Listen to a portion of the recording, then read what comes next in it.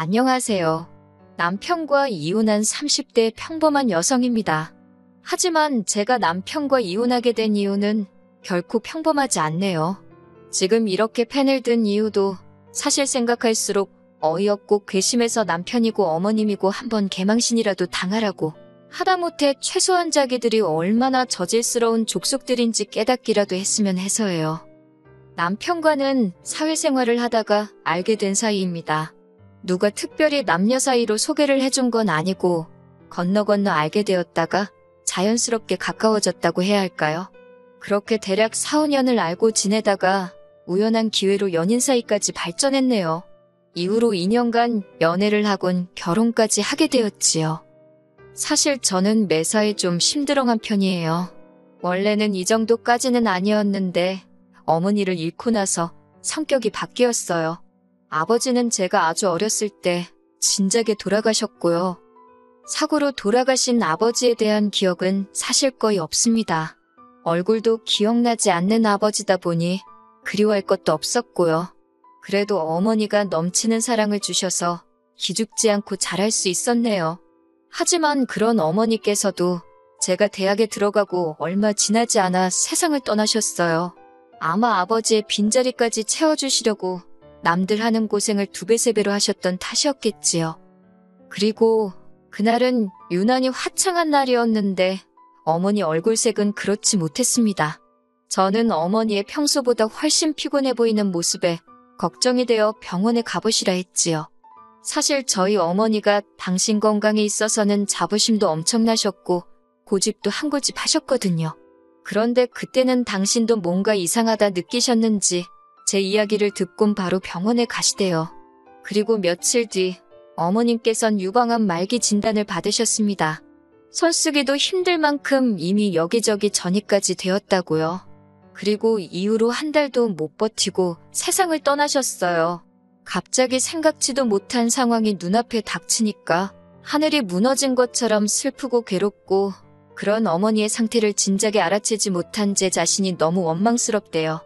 게다가 이제 어디서 뭐부터 시작해야 할지도 모르겠더군요. 저희 어머니는 3남 2녀 중 맞으셨는데 맞이이자 딸이라는 이유로 큰 희생을 강요당하셨습니다. 고등학교도 마치지 못하고 혼자 서울로 올라와 온갖 고생을 하며 돈을 버셔야 했는데 그 돈은 고스란히 삼촌들의 학비로 들어갔지요. 그러다 저희 아버지를 만나 간신히 가정을 이루셨던 건데 아버지는 하루아침에 세상을 떠나셨으니 저희 어머니 팔자도 참으로 밥복하네요. 그렇게 고생만 하다 가신 어머니의 장례를 어떻게 치러드려야 할지 솔직히 이제 막 20살이 된 제가 알면 뭘 얼마나 알았겠어요. 그런데 정말 야속하게도 삼촌들은 누구 하나 먼저 나서주질 않대요. 소위 먹고 살만한 사람들이었는데 말이에요. 그런데 그때 유일하게 저에게 손 내밀어준 사람이 있었으니 그건 바로 이모였어요. 착하고 순에 빠진 어머니와 달리 자기는 언니처럼은 안 산다며 미국 남자를 만나 미국으로 떠났던 이모요. 이모랑 저희 어머니의 사이는 저도 정확히 뭐라고 표현해야 할지 모르겠네요. 애증이라고 해야 하나?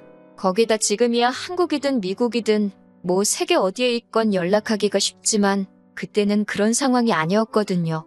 그렇다고 돈이 많아서 뭐 내킬 때마다 오갈 수 있는 것도 아니었고 그런데 이모에게 어렵게 어머니의 사망 소식을 알리니 한달음에 한국으로 와주었습니다.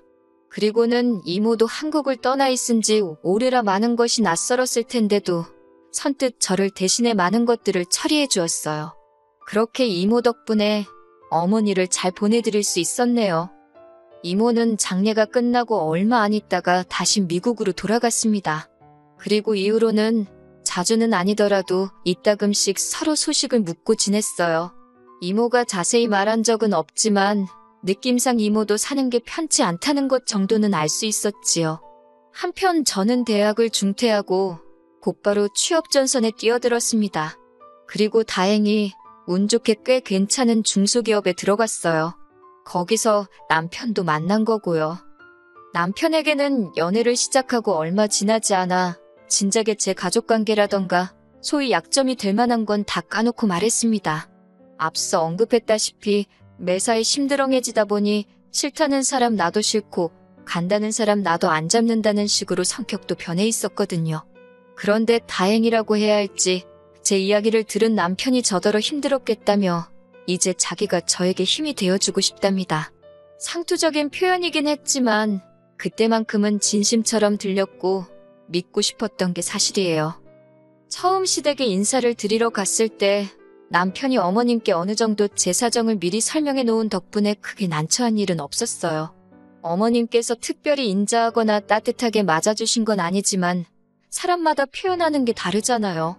성격 자체가 무뚝뚝하신 분이구나 그렇게 생각했지요. 그리고 이것도 다행이라고 해야 할지 재산이라고 하기도 뭐하지만 제 경제적 사정이나 남편 사정이나 별반 차이가 없었어요. 어머님 아버님은 집 한 채 갖고 계신 거랑 최소한의 노후 준비만 되어 있는 상황이라 달리 저희에게 도움을 주실 여유가 없으셨고요. 그래서 자의반타의반으로 반반 결혼을 하게 되었는데 솔직히 이 정도면 제가 많이 처지는 결혼이란 생각이 들진 않았지요. 그런데 이것도 지금에서야 돌이켜 생각해보니 제 착각이었던 모양입니다.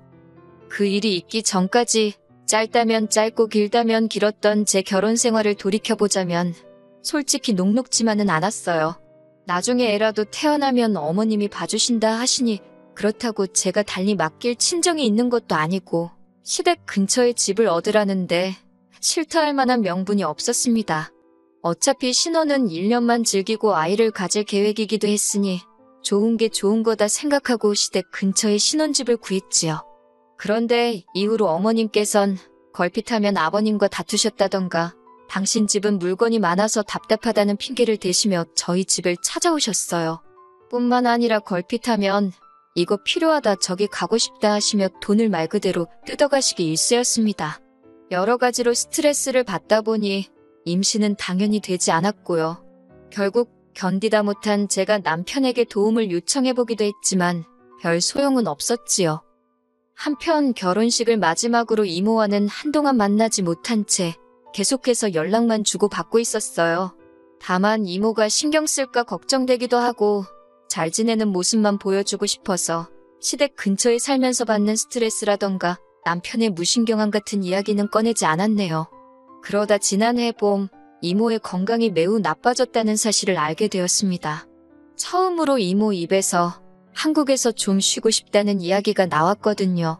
돌아가신 친정어머니처럼 이모도 당신 건강에 관해서는 당당하시고 고집센 분이셨기에 이모의 쉬고 싶다는 말이 예사롭게 들리지 않대요. 그리고 불길한 예감은 빗나가지 않았습니다.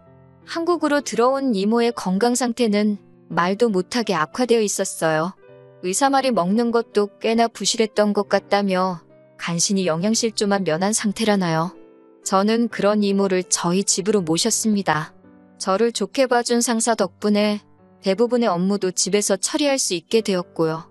그리고 어떻게 들릴지 모르겠지만 이 모든 결정을 내리는 데 있어서 남편과는 상의하지 않았습니다. 어차피 남편에게 이야기하면 어머님 귀에 들어갈 게 뻔했고 그렇다면 보나마나 좋은 소리는 못 들을 테니 일단 저질러 보자는 생각이었지요. 그리고 아니나 다를까 이모가 저희 집에 오기가 무섭게 어머님으로부터 불호령이 떨어졌어요. 어머님께선 저더러 이게 네 집이냐고 왜 네 마음대로 하느냐고 당신 아들이 헛수아비로 보이냐면서 당장 이모를 내보내라대요. 그 말을 듣는데 순간 울분이 치솟아서 그럼 뭐 저는 어머님 눈에 허수아비라서 그렇게 시도 때도 없이 드나드신 건가요? 열받은 저도 지지 않고 반반 결혼했으니 저한테도 절반의 권한이 있다. 어머님은 언제 저한테 물어보시고 저희 집 드나드셨냐고 따졌습니다. 그때 처음으로 어머님께 할 말은 했던 것 같아요. 아픈 이모긴 했어도 내 가족이 와있다 생각하니 솔직히 기가 좀 사른 것도 있었지요. 어머님도 처음 보는 제 모습에 당황하셨는지 화가 한풀 꺾인 눈치였네요. 그렇다고 뭐 구박을 그만두신 건 아닙니다. 이후로도 피동피동 살이 오른 제 남편을 앞에 보면서 제가 이모한테 신경 쓰느라 남편한테 소홀해서 얼굴이 반쪽이 됐다는 소리를 아무렇지 않게 하시는 분이셨거든요. 한편 그렇게 이모와 함께 산 지 석 달이 좀 지났을 때였어요. 이모가 저한테 할 말이 있다는데 정말 얼굴이 하얗게 질려서는 말도 못하게 상태가 안 좋더라고요.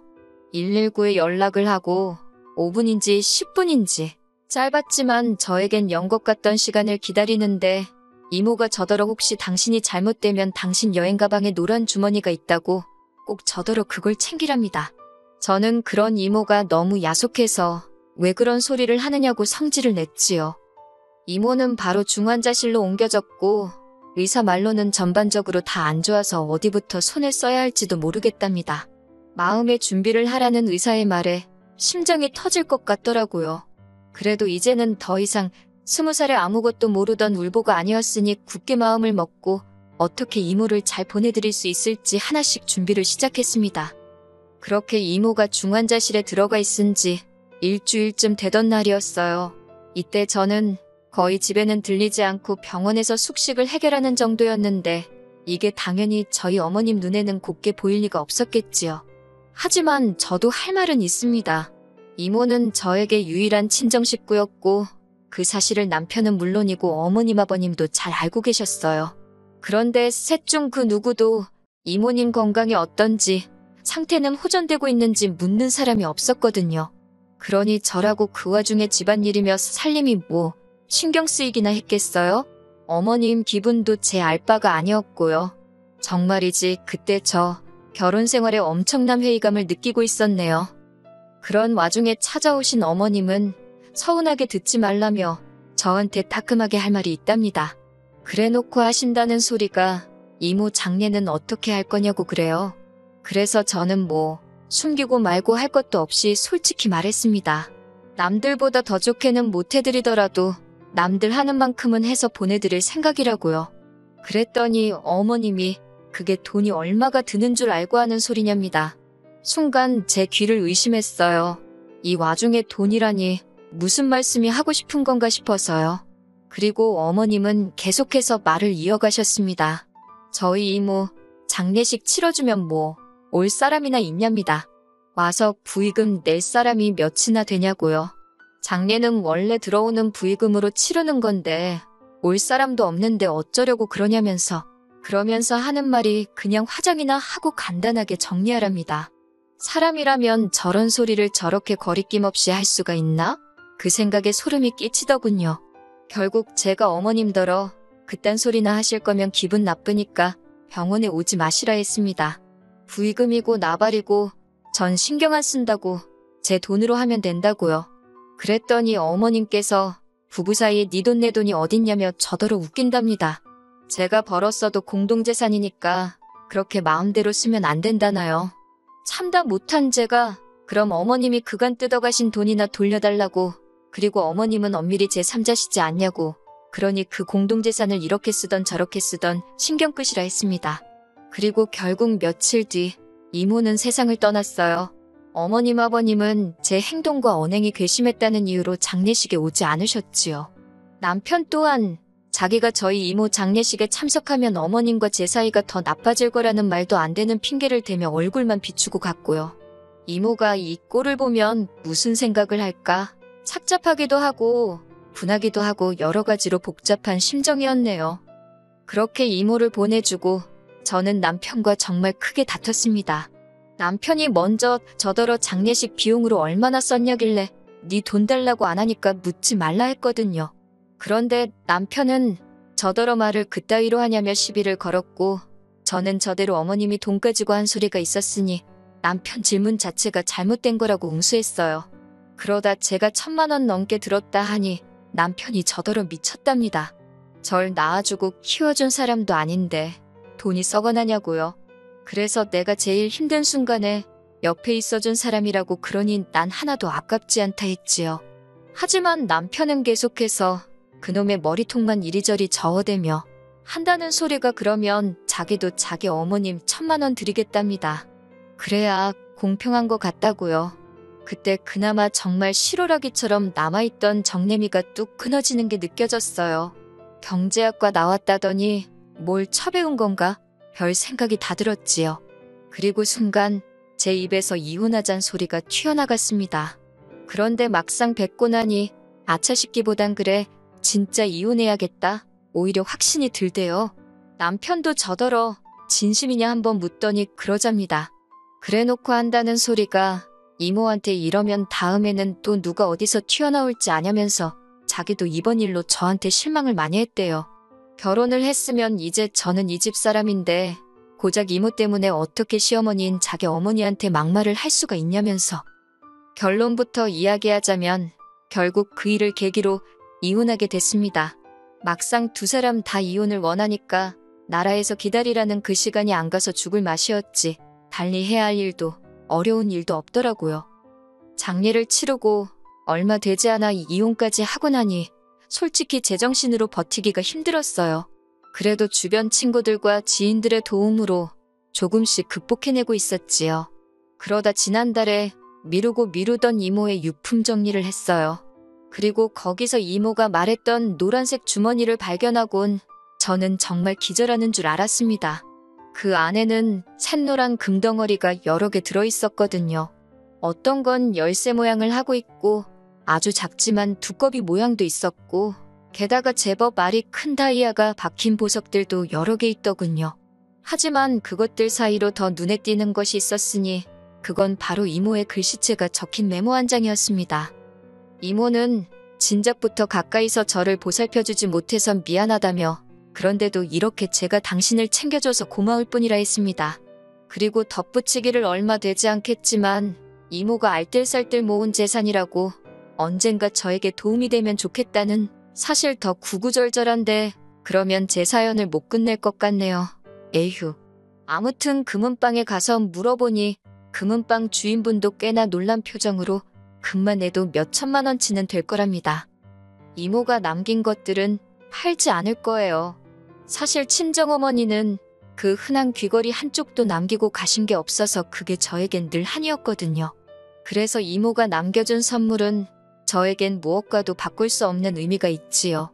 살다가 힘든 순간순간 이렇게 나를 생각해주는 사람이 있었다는 그 사실이 그리워질 때 한 번씩 들여다볼까 해요. 그리고 사람이 마음을 곱게 써야 한다는 말이 참으로 맞는 말입니다. 아버님이 얼마 전 중풍으로 쓰러지셨다대요. 뭐 중풍 때문에 돌아가시고 그러진 않겠지만 전 왠지 어머님의 업보로 아버님이 벌을 받는 것 같단 생각이 들어서 뭐 하긴 부의금 들어올 곳이 많으실 테니 걱정은 없으시겠네요.